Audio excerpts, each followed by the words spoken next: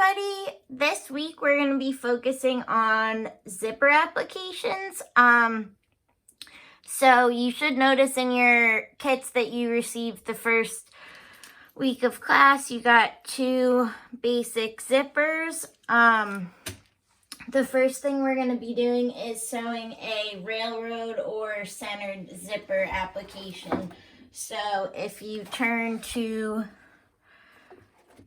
page 180 in your textbook, you'll find this. You'll notice a railroad or centered zipper is the application most commonly used. It's used in center front or center back seams at a neckline or waistline. And with this application, the stitching is going to be visible versus with an invisible zipper. We didn't get invisible zippers in our kits, but that is another option, as well as sewing a fly front zipper, which oftentimes is used on pants or skirts. That's a little more complicated. We're just going to do a basic centered zipper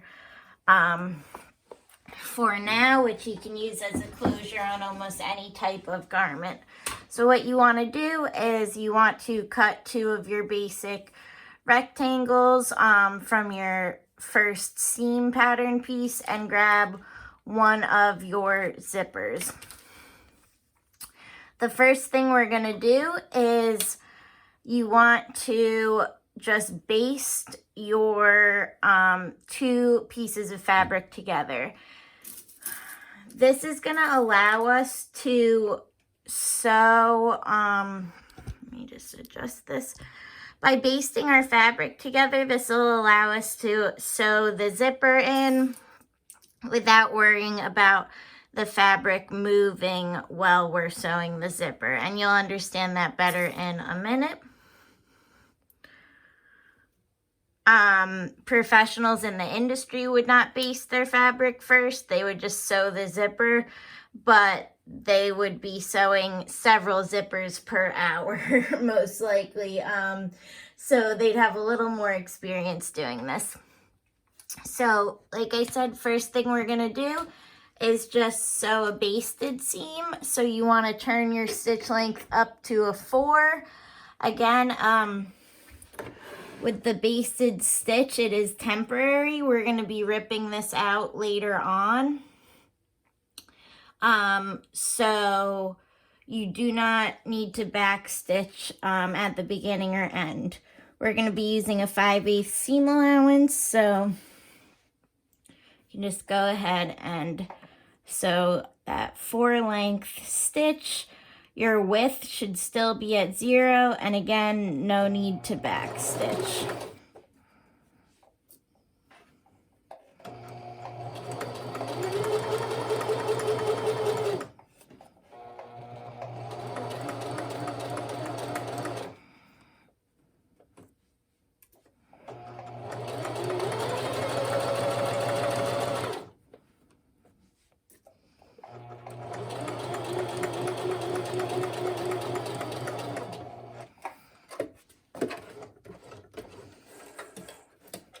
Okay, so I have my basic basted plain seam.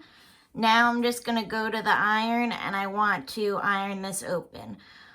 A center zipper is going to be sewn into a seam, so this is just kind of replicating that seam that would be on our garment. So go ahead and press that open, and then we'll place and pin the zipper on there and then sew that down as well. Okay, so I have my seam pressed open. This is really important. I've been noticing on some of your samples that you're skipping ironing between steps, and that leads to really sloppy results. If you're noticing some of your seams are bubbling or there's like folds in the material, it's because you're not pressing things open as you go. You can't wait till the end. So really make sure that you do that ironing, because otherwise your zipper is not going to be nearly as clean. All right, so now what we're going to do is you want to take either one of your zippers, they should be the same length, and You're gonna open it up and we're gonna pin it to the wrong side of your fabric. So you wanna make sure the zipper's upside down because we're going to the wrong side, so we're sewing it through the seam allowance. This will be the right side of the fabric that the wearer would zip the zipper from, so you want to make sure that the zipper pull ends up on this side once our basting is taken out. Let me see. Okay, so you typically want to take the zipper so that you have the extra zipper tape lined up right at the top of the fabric. And the reason that we have that extra zipper tape oftentimes is because we don't want the zipper to go, the teeth to go right to the edge of the fabric. If you think about garments you own, most of them are going to have some kind of hook and eye or closure or small button at the top of your zipper to make sure that the fabric stays together if the zipper unzips. So typically you would end up sewing a hook and eye up at the top. We're not going to do that for the sample. Or say you're making a bag, you wouldn't want the teeth to end up in the seam allowance if you're sewing multiple seams. All right, so what you guys are gonna do is, once again, we have our seam allowance facing up, so the wrong side of our fabric is up. The wrong side of our zipper is up. Our zipper pull is on the underside. And you're just gonna go ahead and you want to line up and pin the left side of your zipper to the left side of your muslin. And we want to line up the tape at the top, and you want to make sure that you're pinning through the seam allowance and through the right side of the muslin. So you are sewing through both layers. Don't only sew through the seam allowance or only pin through the seam allowance. As you pin down the side, the zipper teeth should be lining up with the center seam. Make sure it's not going over the center seam, because then your zipper will be off center, and it might not even work because the teeth won't be in the opening.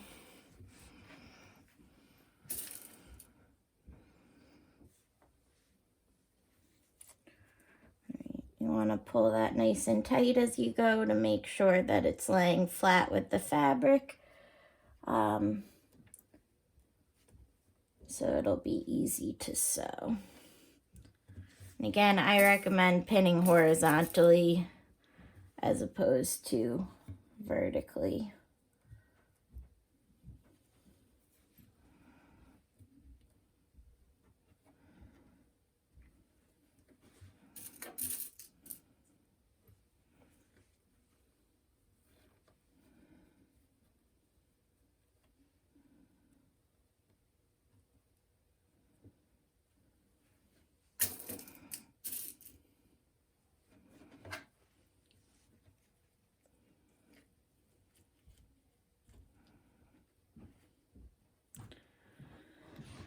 Okay, so our zipper is pinned and ready to go.